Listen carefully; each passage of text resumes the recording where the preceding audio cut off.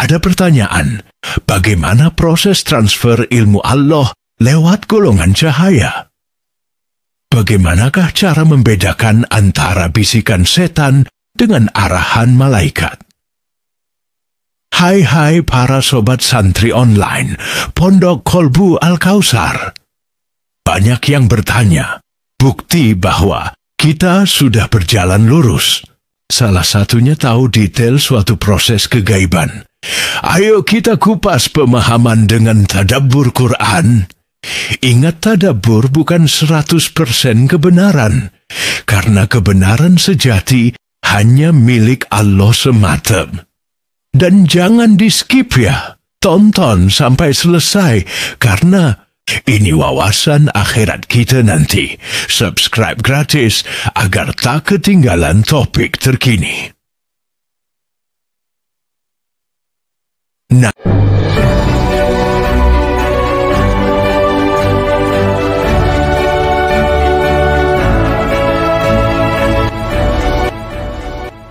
Assalamualaikum warahmatullahi wabarakatuh. topik perjalanan alam ruhani, explore mati sebelum mati. Subtopik tadabbur penampung ilmu adalah pasukan cahaya. Pemahaman tentang transfer ilmu lewat ilham itu adalah sesuatu yang bersumber dari Allah melalui para petugas malaikat yang membuat seorang manusia yang masuk golongan kanan itu dapat memahami perintah atau larangan atau saran dan motivasi dan juga ancaman yang tengah menghadang. Ilham beda dengan wahyu dan beda juga dengan bisikan atau rasa was-was di hati. Ilham dan wahyu sama-sama datang lewat malaikat, sedangkan rasa was-was datangnya lewat setan. Proses transfer pengetahuan dari Allah lewat para malaikat itu yang masih ada saat ini adalah ilham. Dan dijelaskan bahwa kadar kebenarannya adalah relatif atau harus diuji dengan dalil ayat Quran dan hadis yang sahih.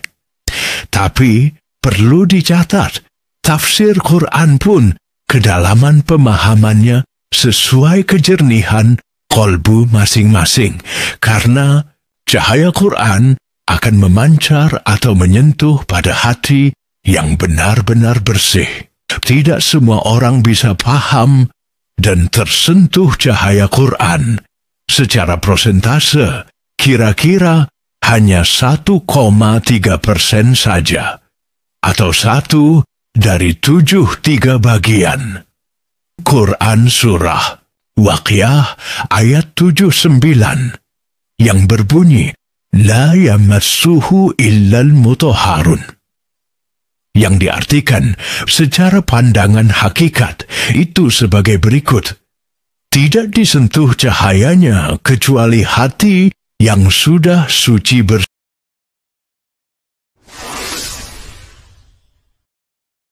Pertanyaan hakikat seputar transfer ilmu. Bagaimana penjelasannya bahwa ilmu pengetahuan itu datangnya dari Allah lewat perantara pasukan cahaya atau para malaikat? Jadi begini, ilmu itu adalah pengetahuan atau pemahaman tentang sesuatu. Menurut pandangan para sufi, ilmu diberikan oleh Allah melalui cahaya, yaitu para malaikat. Malaikat adalah makhluk yang diciptakan oleh Allah untuk melaksanakan banyak tugas-tugas tertentu. Mereka dapat menjadi perantara dalam menyampaikan pengetahuan dan wahyu, atau ilham kepada manusia pilihan atau golongan kanan.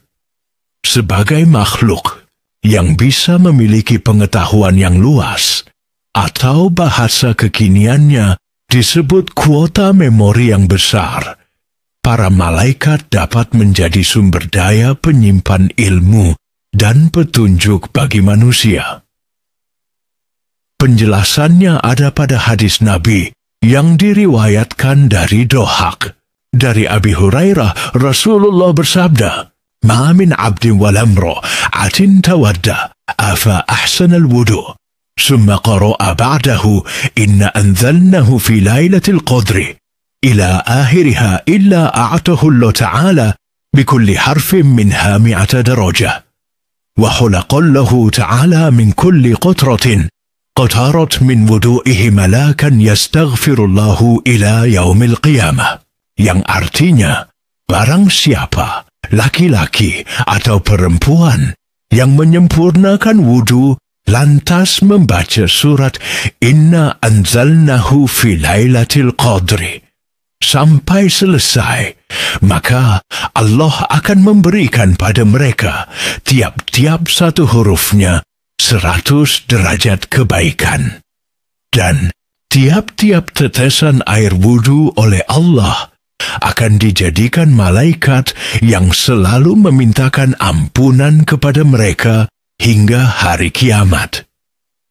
Dari kitab Riyadhus Shalihin.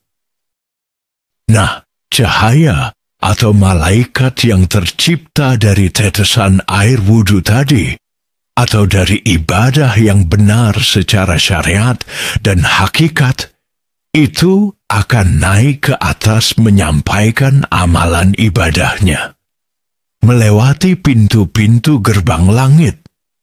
Setiap setoran 15.000 cahaya, Allah akan hadiahkan satu cahaya atau malaikat yang akan menempel di jasad halus manusia dan akan menemani jasad halus manusia itu hingga hari kiamat. Jika ibadah semakin sempurna atau semakin ihsan, maka semakin banyak cahaya yang menempel. Itulah kenapa cahaya jasad halus Rasulullah di alam gaib terlihat mata ruhani. Begitu terang benderang cahayanya, penuh cahaya yang menempel. Beliau yang paling banyak jumlahnya. Jumlah yang menempel jasad halus manusia jika 1 juta cahaya disebut maunah, jumlah 1 miliar cahaya disebut karomah, dan jumlah 1 triliun cahaya disebut mukjizat. Jadi banyak yang mengaku-ngaku punya karomah, tapi ternyata yang menempel itu hanya miliaran pasukan gaib fasik, alias banyak yang tidak sadar. Nanti lalai mati akan turun derajat menjadi siluman dan menjadi pasukan raja gaib fasik untuk mencari korban penipuan karomah palsu yang baru. Semoga paham.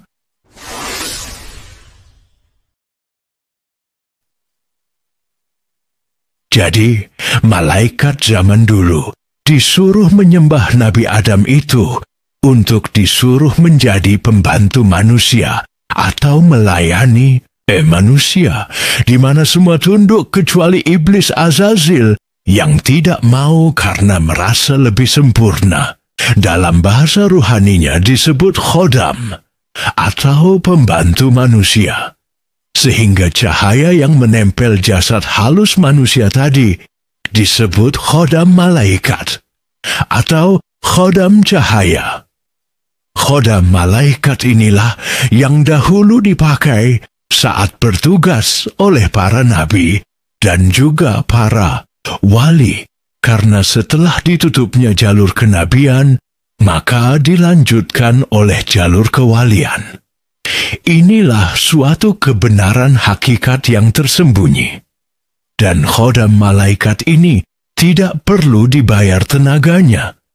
Jika tugasnya berhasil selesai, mereka akan mendapatkan kenaikan derajat tingkatan langit dari Allah Ta'ala. Sebaliknya, selain khodam cahaya, seperti khodam gaib fasik lainnya, mereka ini akan minta bayaran dalam membantu manusia. Bisa sesajen, kepala sapi, kepala kambing, bahkan minta tumbal ruh sukma manusia.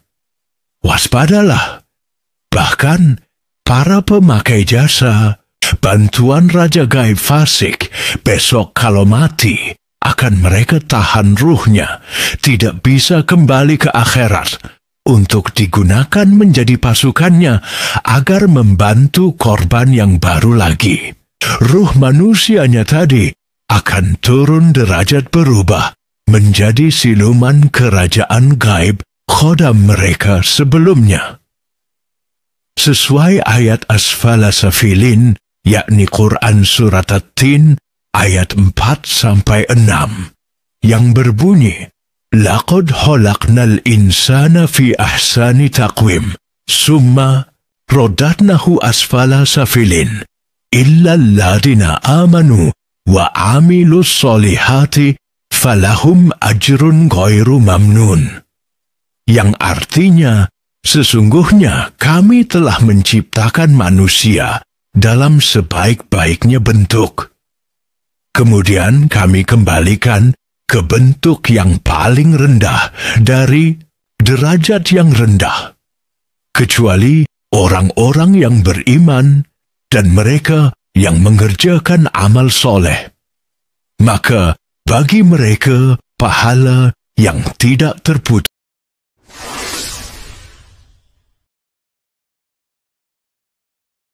Apakah ada perbedaan antara ketiga hal ini? Inspirasi dari malaikat, intuisi ruh pendamping manusia, dan bisikan gaib fasik. Ada perbedaan dua. Yang pertama, inspirasi dan intuisi. Sama-sama bisa memberikan dorongan atau pemikiran dalam benak, atau akal pikiran kita. Perbedaan utamanya terletak pada sumbernya.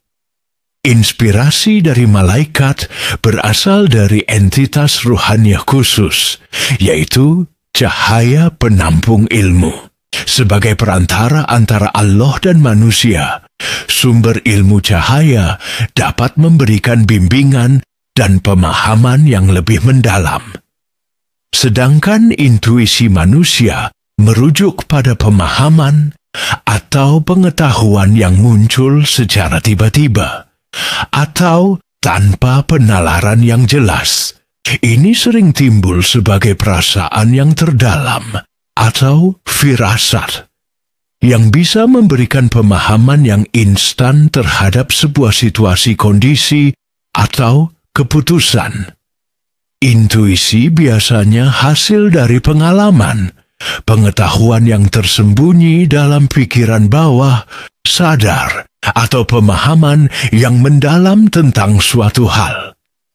Namun, sejatinya ini bersumber dari memori cahaya penyimpan ilmu dari para malaikat 8 ruh pendamping manusia, yang memang akan menempel pada ruh pemiliknya sampai hari kiamat. Jadi, 8 ruh pendamping manusia itu adalah ruh pilihan yang sudah diizinkan Allah untuk mendampingi ruh idofi manusia terpilih yang kebanyakan satu aliran karakter atau jati dirinya. Misalnya, ruh idofinya ruh pendakwah. Biasanya, 8 ruh pendampingnya di masa lalu itu karakternya pendakwah. Jadi, paham ya, paket ruh seorang manusia itu terdiri dari satu ruh idofi atau ruh utama, dan 8 ruh pendamping, atau ruh para pendahulu yang terpilih diizinkan Allah mendampingi seorang manusia agar bisa naik derajat tingkatan langitnya. Ini sesuai Quran Surat Ali Imran ayat 169 yang berbunyi, وَلَا تَحْسَبَنَّ الَّذِينَ قُتِلُوا فِي سَبِيلِ اللَّهِ أَمْوَاتًا bal ahya'un inda rabbihim yurzaqun, yang artinya, dan janganlah kamu mengira orang-orang yang gugur di jalan Allah itu mati. Bahkan mereka itu hidup di sisi Tuhannya. Mereka dianugerahi rizki. Al-Ayah 1 salah satu rizkinya adalah mendapatkan kesempatan kedua yang bisa menaikkan derajat mereka jika manusia yang didampingi berhasil naik derajat, semacam reinkarnasi. Hanya saja di sini beda alam. Nanti orang-orang pilihan juga mendapatkan kesempatan di bumi kedua, bumi ketiga, dan seterusnya. Karena Sunan Kalijaga saat ini sedang bertugas di bumi ketujuh. Lanjut ya, kembali ke topik. Sedangkan perbedaan yang ketiga, bisikan gaib fasik, biasanya outputnya berhubungan dengan perbuatan tercela dan kejelekan, agar yang dibisiki orang tersebut turun tingkatan derajat langitnya. Atau jika orang yang dibisiki itu makom, derajat tingkatan langitnya tinggi, biasanya output kejelekannya sangat halus, tidak kentara, atau biasanya disebut output hitam berbalut putih.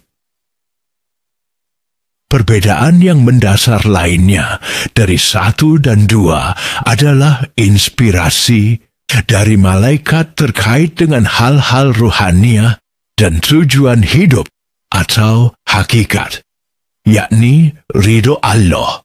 Sementara intuisi ruh manusia biasanya berkaitan dengan jasmaniah atau syariat. Misalnya situasi tata cara sehari-hari atau keputusan praktis dalam kehidupan. Sedangkan yang ketiga, bisikan gaib fasik itu bisa salah satunya, atau bahkan keduanya. Yang penting mereka bisa makan aura energi negatif dari urusan apapun. Waspadalah, waspadalah. Perbedaan ketiganya ini bisa bersifat subjektif, atau tergantung masing-masing orang, dan tergantung pada keyakinan individunya. Beberapa orang mungkin menganggap inspirasi dan intuisi sebagai hal yang dianggap sama atau saling terkait, sementara yang lain mungkin membedakannya berdasarkan pemahaman atau pengalaman pribadinya.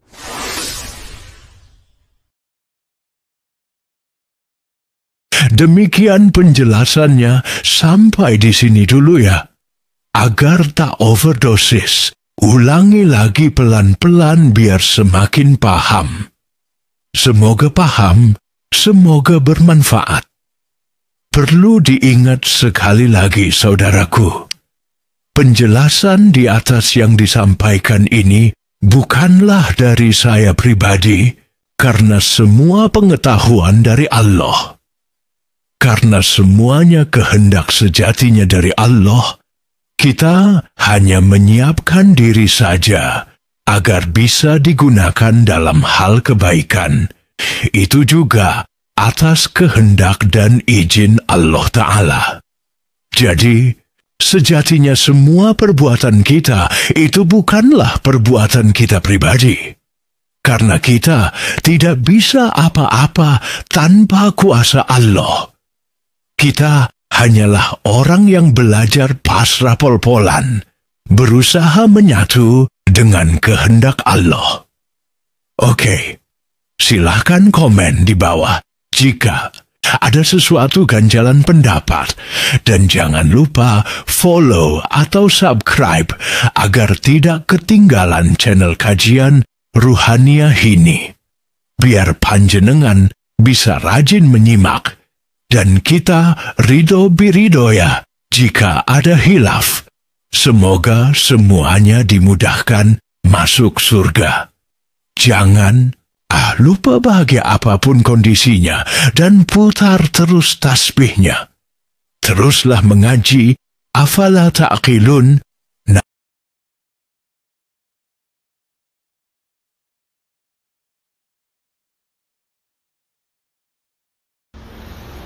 Demikian, semoga semuanya paham. Wassalamualaikum warahmatullahi wabarakatuh.